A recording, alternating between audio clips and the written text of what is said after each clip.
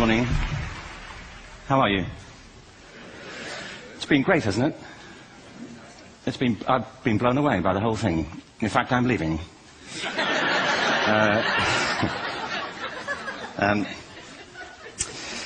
There have been three themes, haven't there, running through the conference, which are relevant to what I want to talk about. One is the extraordinary evidence of human creativity in all of the presentations that we've had and in all the people here. Just the variety of it and the range of it. The second is that it's put us in a place where we have no idea what's going to happen in terms of the future. No idea how this may play out. I have an interest in education. Actually, what I find is everybody has an interest in education. Don't you? I find this very interesting. If you're at a dinner party and you say you work in education, actually, you're not often at dinner parties, frankly. If you work in education, you're not asked, you know, and you're never asked back, curiously. That's I think it strikes me. But if you are, and you say to somebody, they say, what do you do? And you say, you work in education, you can see the blood run from their face. They think, oh my God, you know, why me? It's my one night out all week. But if you ask people about their education, they pin you to the wall. Because it's one of those things that goes deep with people. Am I right? Like religion and money and other things. So I have a big interest in education, and I think we all do. We have a huge vested interest in it, partly because it's education that's meant to take us into this future that we can't grasp. If you think of it, children starting school this year will be retiring in 2065. Nobody has a clue, despite all the expertise that's been on parade for the past 4 days, what the world will look like in 5 years' time.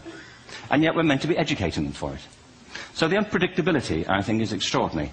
And the third part of this is that we've all agreed, nonetheless, on the really extraordinary capacities that children have, their capacities for innovation.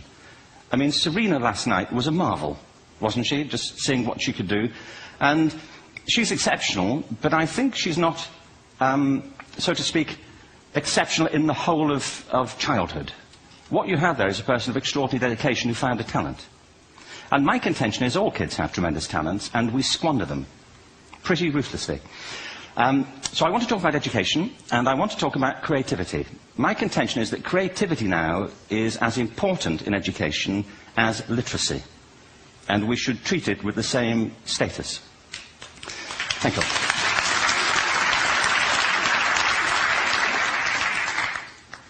That was it, by the way. Thank you very much. So, 15 minutes left. Well, I was born... No,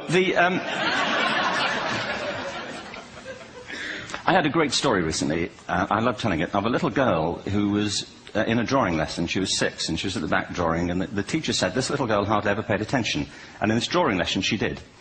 And the teacher was fascinated. She went over to her and she said, what are you drawing? And the girl said, I'm drawing a picture of God. And the teacher said, but nobody knows what God looks like. And the girl said, they will in a minute.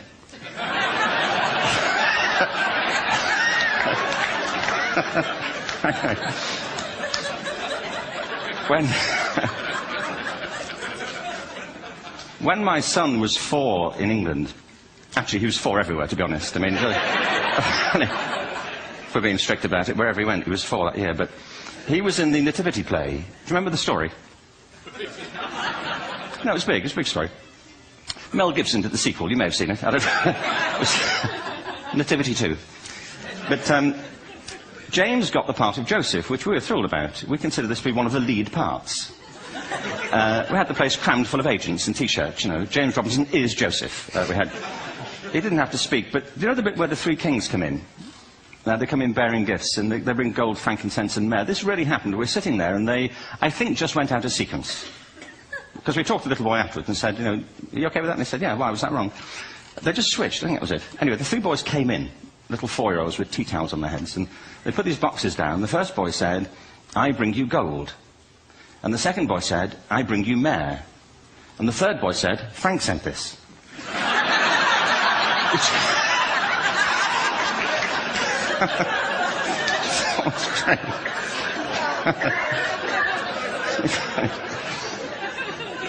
What these things have in common, you see, is that kids will take a chance. You know, if they don't know, they'll have a go. Am I right? They're not frightened of being wrong. Now, I don't mean to say that being wrong is the same thing as being creative.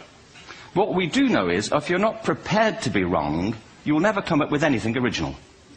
If you're not prepared to be wrong. And by the time they get to be adults, most kids have lost that capacity. They have become frightened of being wrong. And we run our companies this, by the way. We stigmatize mistakes. And we're now running national education systems where mistakes are the worst thing you can make. And the result is that we are educating people out of their creative capacities. Picasso once said this. He said that all children are born artists. The problem is to remain an artist as we grow up. I believe this passionately, that we don't grow into creativity, we grow out of it. Or rather, we get educated out of it. So why is this? I lived in Stratford-on-Avon until about 5 years ago. In fact, we moved from Stratford to Los Angeles. So you can imagine what a seamless transition, you know, this was from LA. Actually, we lived in a place called Snitterfield, just outside Stratford, which is where Shakespeare's father was born. Are you struck by a new thought? I was. You don't think of Shakespeare having a father, do you? Do you? Because you don't think of Shakespeare being a child. Do you? Shakespeare being 7. I never thought of it. I mean, he was 7 at some point. He was in somebody's English class, wasn't he? Do you know? Really? How annoying would that be? You know?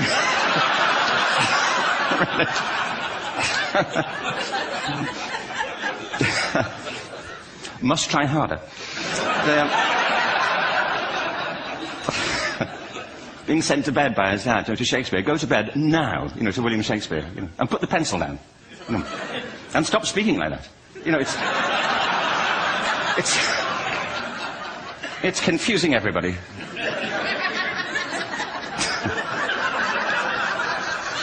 Anyway, we moved from Stratford to Los Angeles, and I just want to say a word about the transition. Actually, my son didn't want to come. I've got 2 kids. He's 21 now, and my daughter's 16. He didn't want to come to Los Angeles. He loved it, but he had a girlfriend in England. This was the love of his life, Sarah. He'd known her for a month. Mind you, they'd had their 4th anniversary. Because it's a long time when you're 16. Anyway, he was really upset on the plane. He said, "I'll never find another girl like Sarah." And we were rather pleased about that, frankly, because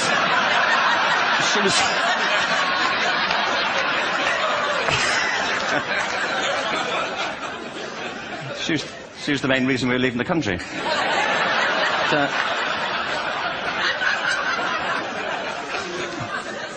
But something strikes you when you move to America and when you travel around the world. Every education system on Earth has the same hierarchy of subjects. Everyone, doesn't matter where you go. You'd think it would be otherwise, but it isn't. At the top are mathematics and languages, then the humanities, and at the bottom are the arts, everywhere on Earth. And in pretty much every system, too, there's a hierarchy within the arts.